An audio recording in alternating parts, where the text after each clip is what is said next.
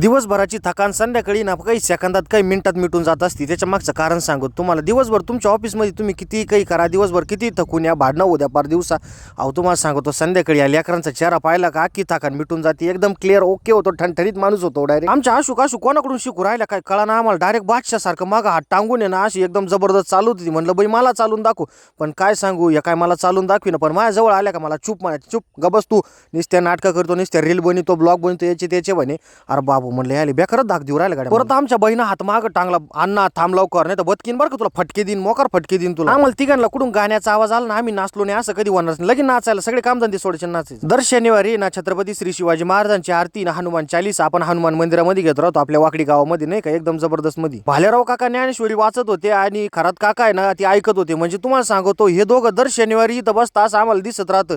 बाकीचं कोणी असू का नाही हे दोघं 100% राहते. आपल्या पोरांमध्ये लय शिस्त आहे. हनुमान चालीसा झाली लगेच टेबल वगैरे त्याच्या जागेवर, छत्रपती श्री शिवाजी महाराजांची मूर्ती त्यांच्या जागेवर. आणि तुम्हाला सांगतो आजची पार्टी संकेत भाऊंच्या तर्फे. त्याच्या मागचं कारण एकच, हनुमान मंदिरापासून प्रगत कॉर्नर पर्यंत फक्त मी त्याला नेऊन सोडलं म्हणून ती पार्टी होती.